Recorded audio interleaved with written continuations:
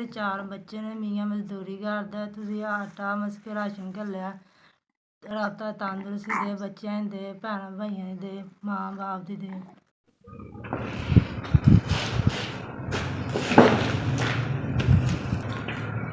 मिलिया राशन मिलिया, 4 बच्चे सी वो पाल रहे हैं विआह ते। असीं किराए ते रहिंदे हां दोवें। दोवें जी रोज़े रखते हैं ते इंशाअल्लाह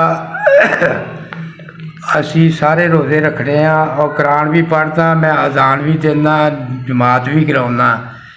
तो ये सानू राशन मिल गया, अल्लाह के हुक्म नाल असीं तुहानूं दुआवां देंगे।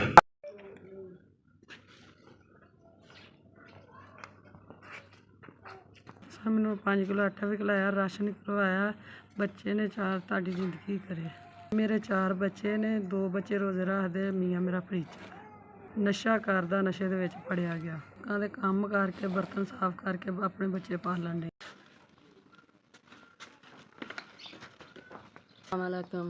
22 तुसां मैनू आटा भी खिलाया, राशन भी खिलाया। मेरे 7 बच्चे ने, 2 बच्चियां स्टाफरी तोड़दियां ने, 3 ट्यूशन पढ़न गईयां ने ते 3 बच्चे मेरे कोल ने। भाई ने मैनू आटा खिलाया, उंदे बच्चे जीन, उंदा माँ प्यो जीवे, उंदे भैन भरा जीन।